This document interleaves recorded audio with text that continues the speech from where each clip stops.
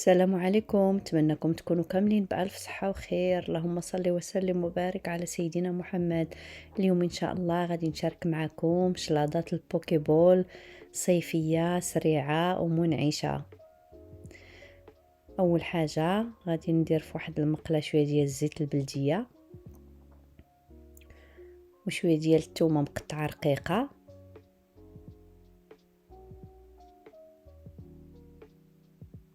هنا المقادير ديال هاد الشلاضات يبقاو اختياريين على حساب الطباصل اللي غادي ديرو. غنزيد المعدنوس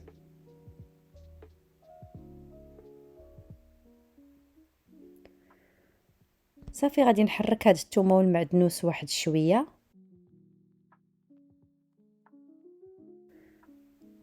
غنزيد عليهم القمرون والعافيه تكون مجهده.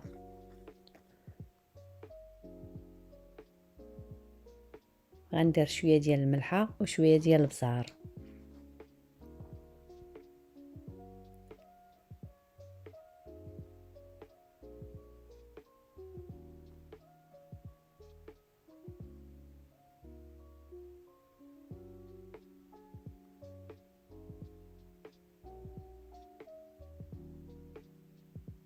غنزيد شويه ديال الصوجه والقمرون راه ما تيحتاجش الوقت بزاف، راه 4 دقائق تيكون طاب.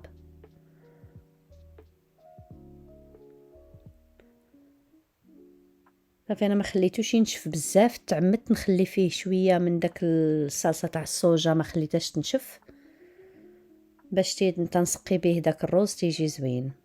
هنا غادي نحضروا الصلصه اللي غادي ترافق هاد الشلاضه.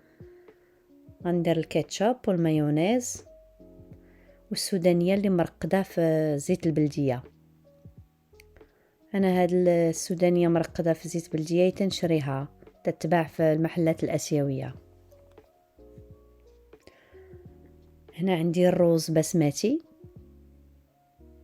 الا متوفر الروز ديال السوشي ممكن ديروه، انا تنفضل الروز ديال بسمتي.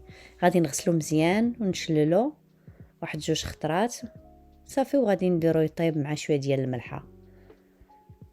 تقدروا ديروه غير في كاسرونه عاديه يطيب. صافي هنا عندي الصلصه اللي حضرناها، عندي لافوكا مقطع صغير، المانغو مطيشه مقطعه، سوريز مقطعه صغيره، الخيار خيزو مقطع جوليان، وهنا عندي ديك البصله اللي تتبع هكا مقليه.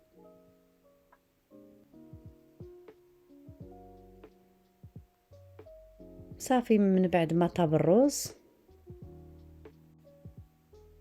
غادي نحطوه في طبيصلات، ولا الا بغيتو ديروا طبسيل واحد كبير ممكن.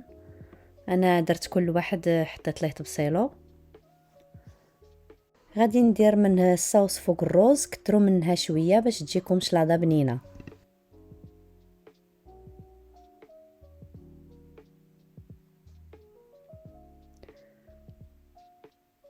وغادي ندير القمرون من الفوق نهزو مع شويه ديك لاصوص ديالو.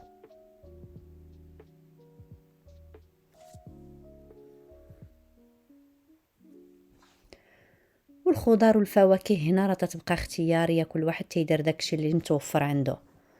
صافي حطيت المانغو، حطيت دوك لي طوماط سوريز اللي مقطعين على 2،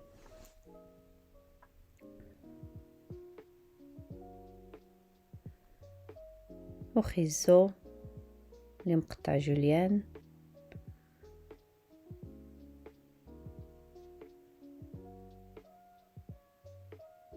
والخيار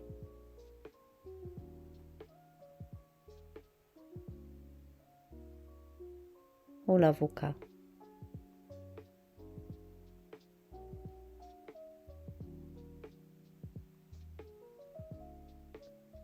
صافي وغنزيد شويه من ديك الصوص فوق دوك الخضار مع الفواكه. صدقوني المذاق راه تجي زوينه بزاف.